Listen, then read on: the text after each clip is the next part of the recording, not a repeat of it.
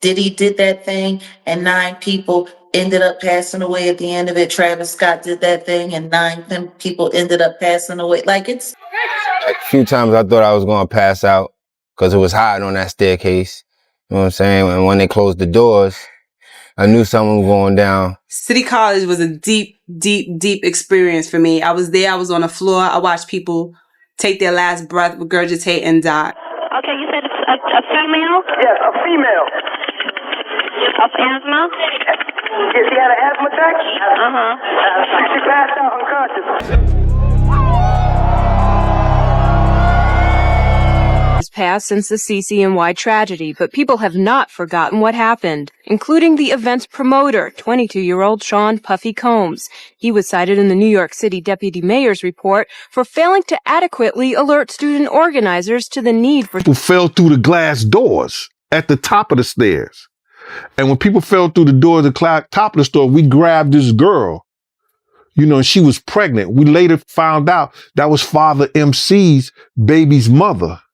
And she died that day with her baby inside. I'm sure by now a lot of you have heard about what happened at Astroworld, but if you haven't, pretty much it was so crowded there that people ended up squishing each other to the point that some people unfortunately lost their lives in the process. Now, a lot of people are livid at Travis right now, saying that he should have done more to calm the crowd down or stop the show altogether, but other people are talking about how demonic and satanic this whole show looked in general. For example, one of his advertisements before the show says, "See you on the other side," with a bunch of eyes in the middle, which a lot of people believe to be a Masonic symbol for the all-seeing eye. Others have pointed out that Travis Scott's statue with his mouth open resembles a picture drawn in the 1500s that shows a picture of hell in which if people enter through the mouth, they can never exit again. During the first tragedy that made him famous, the City College celebrity basketball game that claimed 9 lives.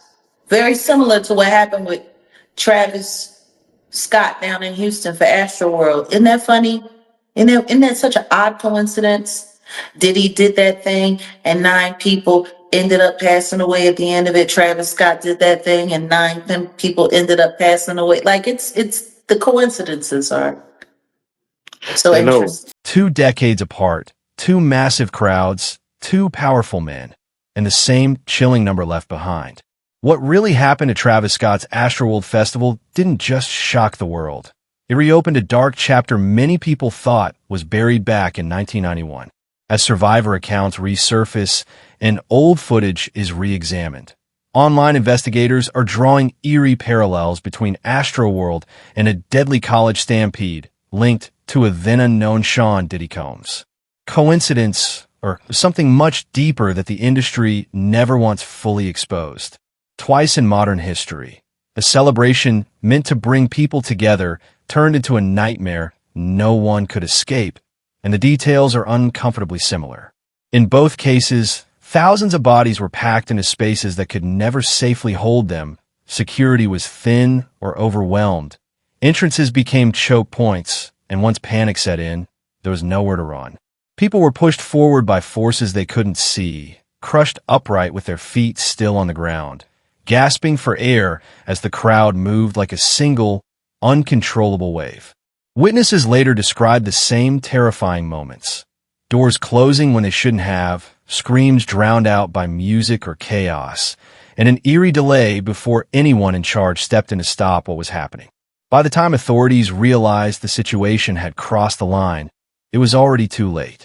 Lives were lost not because of one sudden accident, but because warning signs were ignored, capacity limits were treated like suggestions, and the show kept going while people collapsed just feet away. Even more chilling is what happened afterward in both cases. Public outrage, emotional survivor stories, official reports filled with failures, and yet, somehow, the people at the center of it all walked away with their careers not just intact but elevated.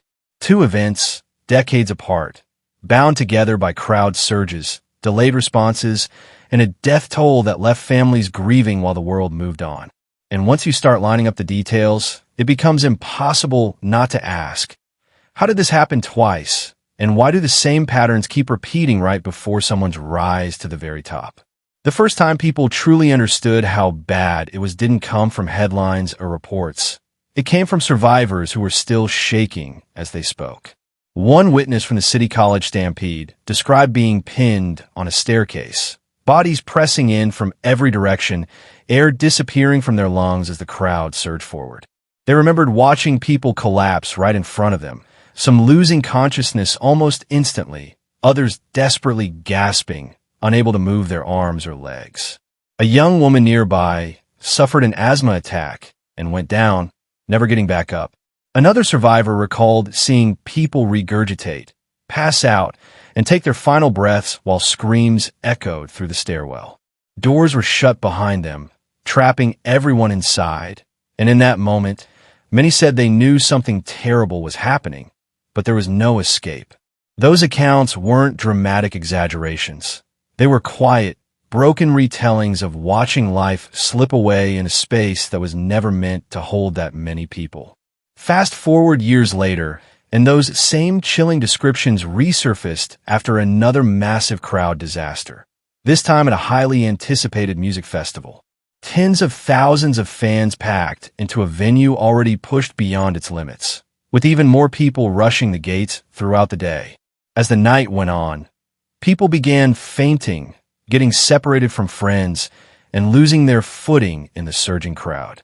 Once the headlining performance began, the pressure intensified. Fans were crushed upright, unable to breathe, some screaming for help while others collapsed and were trampled. Emergency alerts were reportedly issued while the show continued, music blaring as medics struggled to reach victims. By the time the night was over, multiple people, some as young as children, had lost their lives, not from violence or drugs, but from compressive asphyxia, the same terrifying cause seen in other deadly crowd disasters. In the aftermath, there was outrage, grief, and an avalanche of lawsuits. Families demanded answers. Investigations pointed to overcrowding, poor planning, and failures in crowd control. Massive settlements followed, quietly resolving many of the legal battles without admissions of guilt. And while the financial numbers were staggering, what stood out to the public was what didn't happen. No criminal convictions. No lasting professional consequences for the people at the top. As time passed, tours resumed, brands reconnected, and headlines shifted elsewhere, leaving many to wonder how events with such devastating outcomes could end with so little accountability. That question feels even heavier when people look back to December 28, 1991, at the City College of New York. A charity celebrity basketball game, heavily promoted and wildly anticipated, drew far more people than the gymnasium could safely hold. Thousands crowded outside with minimal security in place. When doors were breached, the surge became unstoppable. People were crushed against walls and glass doors, falling on staircases, trapped beneath the weight of others who had no idea what was happening ahead of them. 9 people died that night, and thousands were injured. At the center of the event was a young promoter named Sean Diddy Combs, whose career would skyrocket not long after the tragedy. It's this overlap, overcapacity venues, inadequate security, delayed intervention, identical causes of death, and the same haunting number of lives lost that has fueled nonstop conversation online. People aren't just comparing timelines. They're questioning patterns. 2 events, decades apart, both tied to powerful figures who went on to reach unimaginable heights in the industry. To some, it looks like tragic coincidence. To others, it feels like history repeating itself in a way that was never fully reckoned with. And once those parallels were laid side by side, the internet did what it always does: dig deeper, connect dots, and ask whether these disasters were just unfortunate accidents or warning signs no one wanted to confront.